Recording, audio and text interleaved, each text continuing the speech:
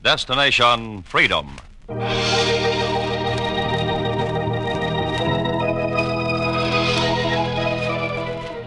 Destination Freedom, dramatizations of the great democratic traditions of the Negro people, is brought to you by station WMAQ as a part of the pageant of history and of America's own Destination Freedom.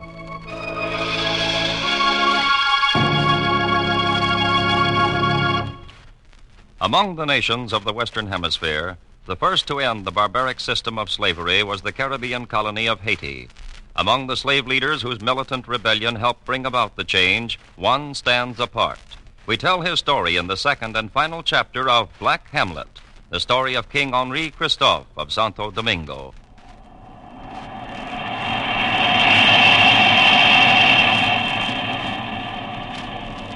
They say in Haiti, atop the tall mountain 3,000 feet above the sea, the ghost of King Henri Christophe walks again in the lonely halls of his citadel, like a distraught Hamlet, retracing the steps that took him from the stables of Santo Domingo to the top of the mountains as king, retracing his steps to find which mistake brought him death.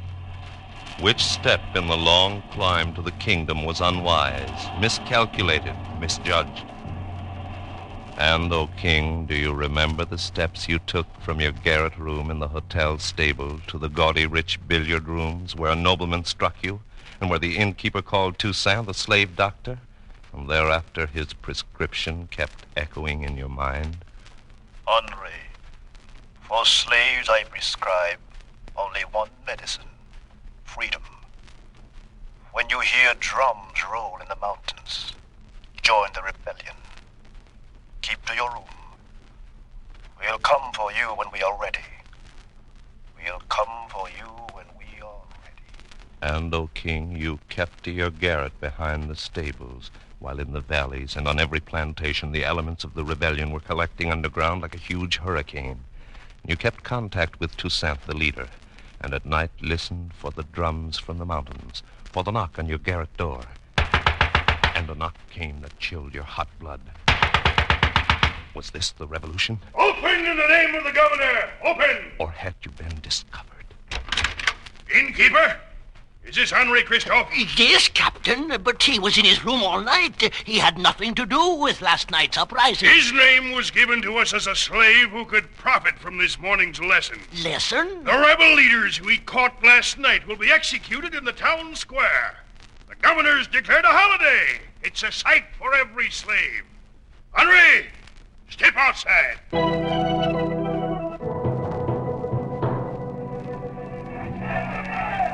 And you took the step into the line with other slaves and marched through the village as the captain stopped at the carcel and picked up Toussaint, Dessalines, and a dozen others.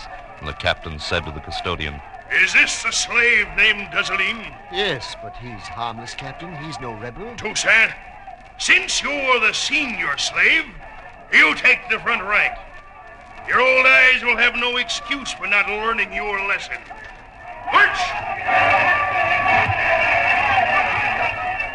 And, O King, you recall the step you took behind the small, dirty body of Toussaint as you marched towards the open marketplace where crowds of planters, noblemen, and their ladies waited for the show, hysterical at the rumors of slave rebellion, and where a masked executioner grimly stood by a scaffold in a rack, and the captain said, Quiet! Halt! Stand here! Attention! Attention! In the name of the governor of Santo Domingo, 2 slaves, Cape and Cardo, having conspired to overthrow the government by force and violence, shall be sentenced to have arms, legs, and spines broken in the rack, with their faces towards heaven in the name of justice, and so that all slaves might know the penalty for insurrection.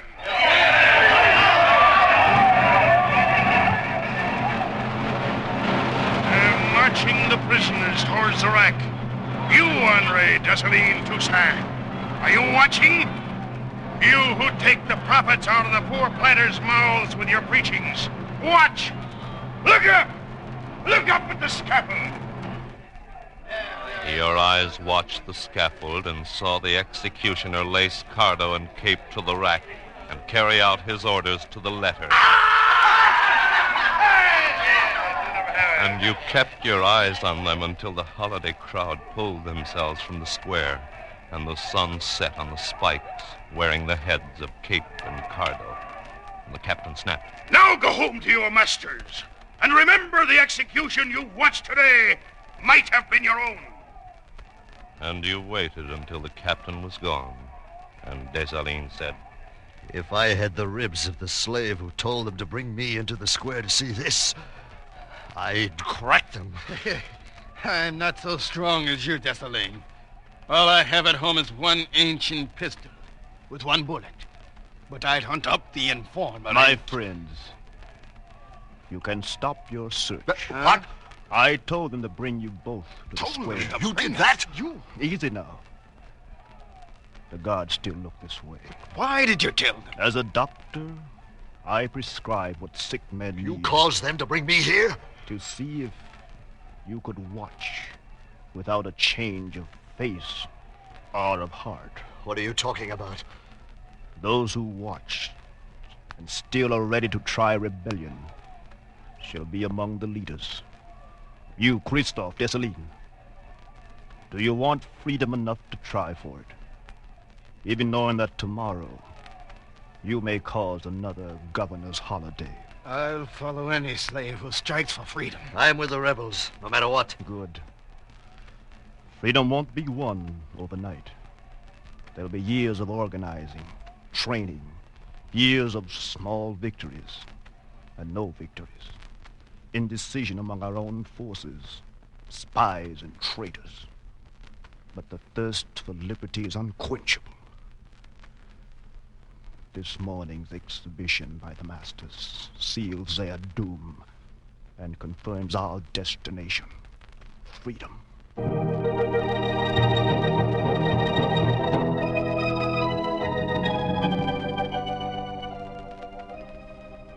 And, O king, you returned to the inn and recorded the planter's anxiety and suspicions. You waited year after year while the slave hurricane was collecting. And you met a slim, dark girl to whom you whispered your destiny. When the drums roll in the mountain, Toussaint and his leaders will come for me. Do you understand, Maria? I understand very well. And where will I be when they come for you? Beside me, as my wife. Always. And you took Maria as your wife. Soon the drums began to roll over the mountain. Inside your room, you waited for a visit from the rebels. Or again from the captain. Fearfully, you reached for your pistol and were ready to put it to your own head. Henri! Open the door, Maria. There. You see, it's Toussaint. Toussaint! Waiting is over. Andre, we've taken this section of the island. Oh, I didn't even know you were in the hotel. We move quietly. This is an outpost now. Now it's time to use some of the military art you and Dessalines learned in the American Revolution. Hey, Dessalines. I'm ready. Dessalines is my second in command. He will command the forces in the northern section. Christophe, as we planned. Yes. I shall command the people under me with discipline and with kindness. Oh, no. Huh? In my army, it is you whom the people will command, not you who will command the people. I understand. Then understand this. On this island we have empire armies of the English, French, and Spanish, all waiting to subdue the slaves and reap the profit from their work.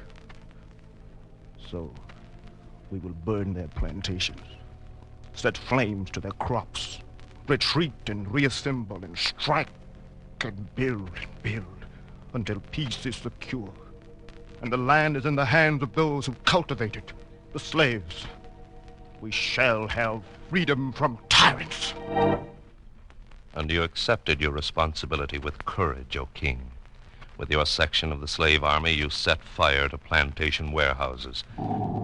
and on the embattled island the whole horizon was a sheet of fire. Great orange tongues reached above the earth and lapped at the stars. Flames climbed against the wall of night as if the vines of slavery reached into planters' homes and into barracks of troops sent to subdue your armies. And with Dessalines and Toussaint, the ragged slave regiments broke the backs of the Spanish troops, the English troops, and finally Napoleon troops. And when a beaten French general asked for a conference, you and Dessalines came down from the mountains to confer with Napoleon's general. That night, when you went to your home, you were restless. You tried to sleep, but thought of that morning in the marketplace. You were standing before the executioner, and all around you the planters were jeering and shouting and knocking on the guillotine for your head. Suddenly you realized the knocking came from your door and not the guillotine. You leaped from your bed and reached for your pistol and its single bullet before you called out, "Oh, who's there? General Christophe! What do you want? Oh, you're Toussaint's orderly. Where's your master? He's captured. Huh? He's been... Out with it! By whom? The French. You lie. There's a truth on. I was with him when soldiers surrounded him. I got away, but they got Toussaint.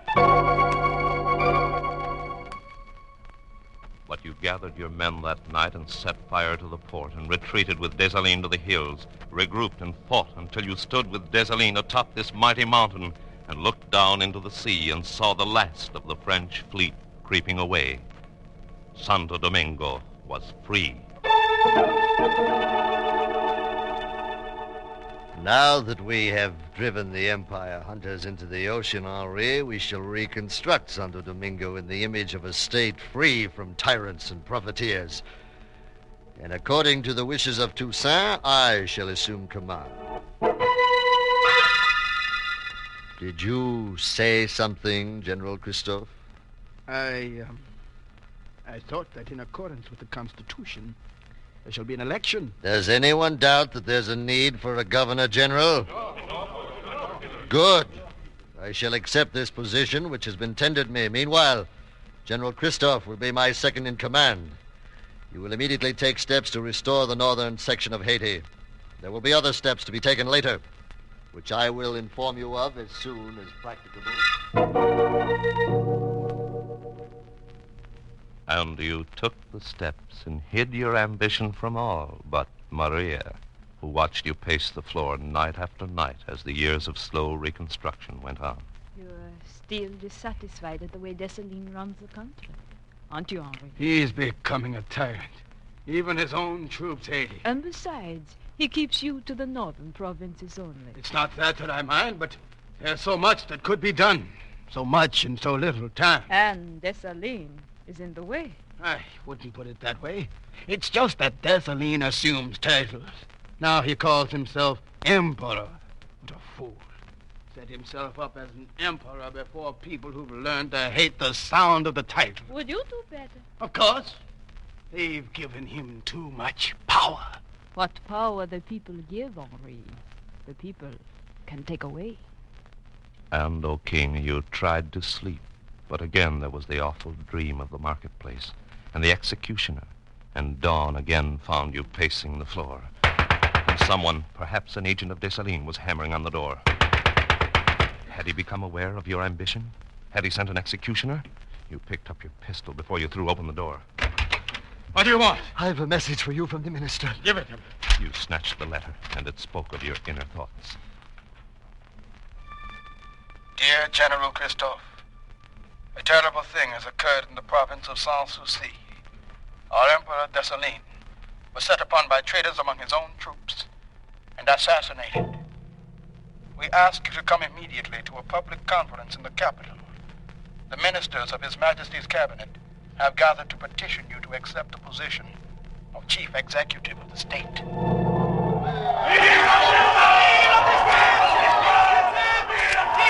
And, O King, you stood there while soldiers and farmers, men and women cheered, and you had an eerie sense of your own destiny. A slow flow of power filled your veins. You made a 3-hour climb up the highest mountain to survey your domain. When you reached the top, you ordered your chief engineer to build the mightiest fortress in the world. When your minister of finance declared there was no currency, you said, The peasants grow and drink coffee? Yes, coffee is important to them. Coffee is important to the world. We will tax each person, say, 20 pounds of coffee each year. They will then bring their coffee to the treasury. Why, yes. We can trade coffee to England in return for gold. With gold, we begin our currency. Then I will have my castle. You will take steps accordingly. And you thought of declaring yourself king, only to hasten progress. Your ministers agreed, and your troops were still loyal. But Maria, who watched your restless pacing at night, was concerned. You are walking in the footsteps of Dessalines. Don't compare me with Dessalines. This is just a temporary measure. The people have nothing to fear with me as king.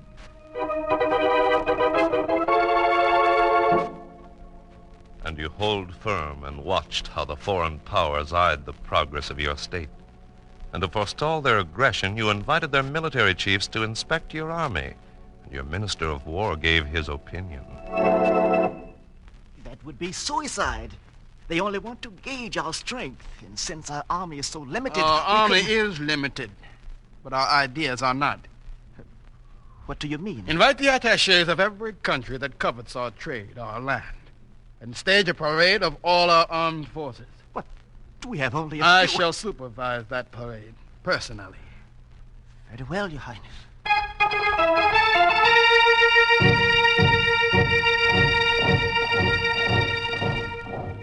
And you invited the military chiefs of 3 countries, and you sat with them as they watched your soldiers parade by the palace.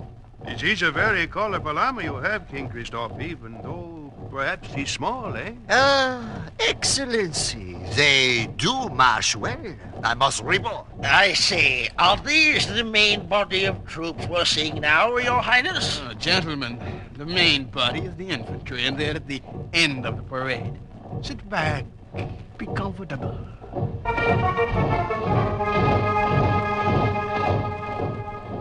And by late afternoon, the troops were still passing, and your guests' eyes began to widen. By Jove, I say, Your Highness, does everyone in Haiti belong to the army? Oh, no. You see just a small part of our people represented in the army.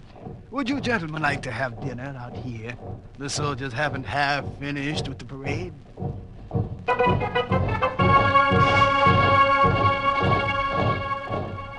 And when twilight fell, the soldiers still came, new regiment after regiment. The guests looked fearfully at each other and crept away to report on your unusual army. But you did not tell them that they had seen only a handful of troops trained to change quickly into different uniforms and to pass the platform again and again. But still, O King, you did not feel secure. You tightened the discipline of your army and gained more power, and perhaps you became intolerant in your impatience, or you slept less to avoid the recurring dream of the executioner in the marketplace, and paced the floor again nightly as Maria called you. Tyrant. Maria. Despot. That's what the people are calling you. The people. Can't at least you understand what I'm trying to do? To build a nation with iron discipline. Dessalines' discipline? Dessalines' troops lost admiration for him, lost confidence in him. But mine would... The people are losing confidence in you. As long as the troops hold out, the people will stay in line. I will take steps to see to that. And you took firm steps to secure your control. You consulted less with your ministers and more with your own ambition until the time came when you could not afford to allow the slightest infraction of discipline. As that sunny morning when you stood high in your mountain castle, swept the valleys below with your telescope and noticed a workman sleeping. Captain! Your Highness? Look through this glass. You see that mason sleeping instead of working on the docks? Why, yes, I see him. Shall I send down an orderly, sir? No. I've warned him once that the docks must be built quickly. I'll send down my own orderly. Your Highness? You raise that cannon so I can sight it. Your Highness? Higher. Now, a little to the left. There. Now, light the fuse. Your Highness. I have a flint. I'll do it. Your Highness, please! And your aim was true. It demolished the sleeper. Was that the first wrong step? Was it that? Or could it have been your ignoring the court doctor's warning? Your Highness, I've got to report. Then report and start gibbering. Unless you rest and give up state duties, your blood pressure, your constitution, conditions might lead to an... I'm afraid, sire. I am not. Get out of my sight. But you were afraid as you toured your kingdom ahead of your troops and pushed your plans faster and harder and put down rebellion and radicals with an iron fist and walked the floor nightly. Again one night, the dream of the marketplace came back. The executioner's mask dropped and you almost saw his face. You jumped from your bed with fear and trembling at a knock at your door. You reached again for the pistol before you threw it open. What do you want? It was your war minister. Your Highness, the provinces in the south are in revolt. No, I don't believe it. You're lying. I called out the troops, but they're unwilling to follow me. They'll follow me. Get my horse ready. I'll let the guards. We'll put them down as the dogs they are. We'll teach them to respect authority. I will not tolerate rebellion. Your Highness! And it was then that thunder struck you, O king. Then rage and fury and frustration and fear split your nerves. When it rolled away, you were lying on your back inside the castle. You faintly could hear the doctor. He's opening his eyes. He's regaining consciousness now. Now, madam, I think your husband can speak to us. Oh, how long have I been here? Don't worry. Lie back on. No. Get me up. I've got to stop the rebellion. Shall I tell him, Doctor? Tell me what? Your Highness, you've been in bed a week. The rebels have taken over the valley. Taken it? What have my troops been doing? Well, I'm unfamiliar with military matters, but Your troops, sire, have been waiting to see whether you... Sire, you have had a stroke. I warned you. Stroke? Oh. Your legs and thighs are paralyzed. You recall the way your hands dug into your legs to awaken them. But week after week, as you lay there and you watched through the windows and saw your troops waiting for either the rebels or you to come and lead them.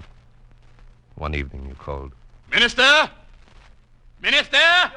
Your Highness? Tell the groom to bring out my horse. Tell my troops I'm coming down to lead them. But Oh, Doctor, help! You will all do as I say. But, Your Highness, you can't walk. I've told you you can't walk. I'm going to lead my men. They won't follow you. They will if they see I still have my strength. I am not paralyzed. And I can walk to my horse, mount it, and ride down the mountain. They'll follow if I lead.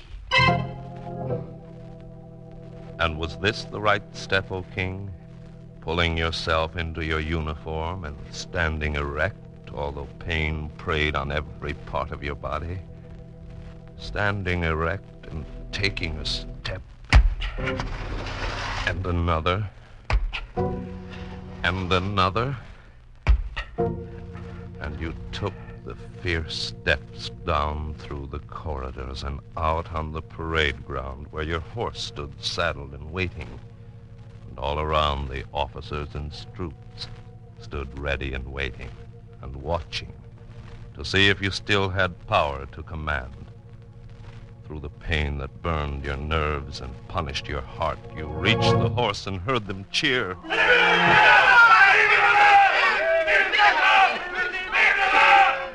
And heard them grow quiet as you took the last stride to your horse. And every fiber and tissue and cell in your body was crying with pain.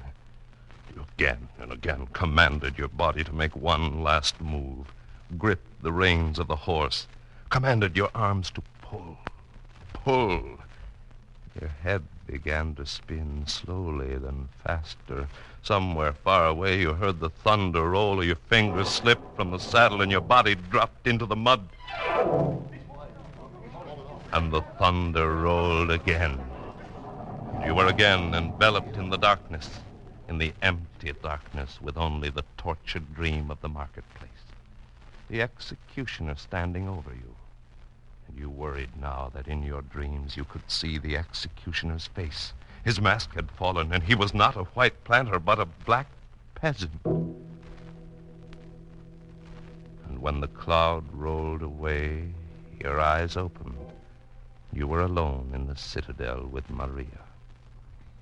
How long have I been lying here this time? Only a few hours.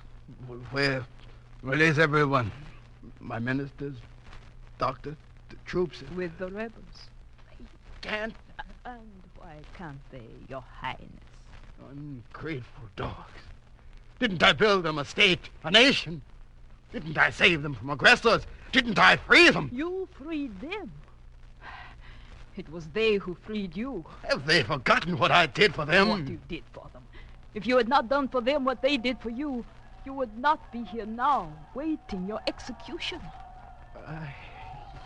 I must have made a mistake. Somewhere I made a mistake. But where? Where? Oh, Henri. My Henri. Who is that, Maria? They've come for you. Maria, hand me the pistol. What are you doing? Hand me the pistol. And again, you commanded your sick body and made it stand upright. And with superhuman strength moved to the window, and there saw your island empire crumble beneath you. The rebels, peasants rising against you, and suddenly, somehow you remembered your mistake. You saw that what the people give, they can take away. You raised the pistol to your brow.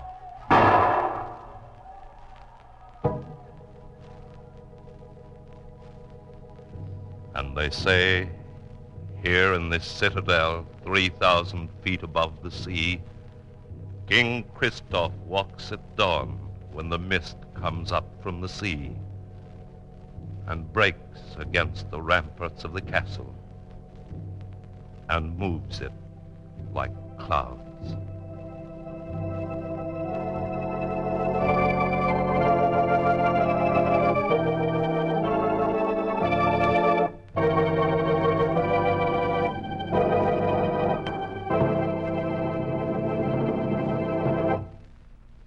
You have just heard Part 2 of Destination Freedom's dramatization of Black Hamlet, the story of King Henri Christophe of Haiti. Destination Freedom is written by Richard Durham, produced by Homer Heck, and directed by Dick Loughran.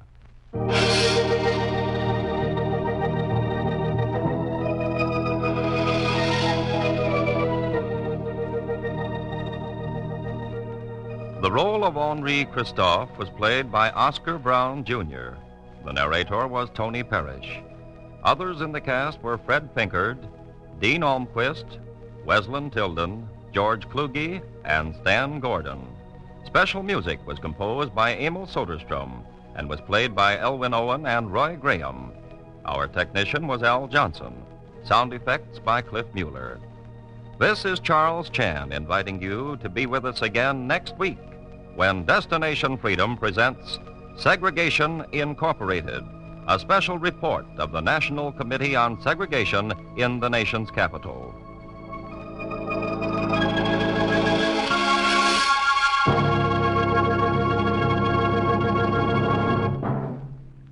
This is NBC, the national broadcasting company.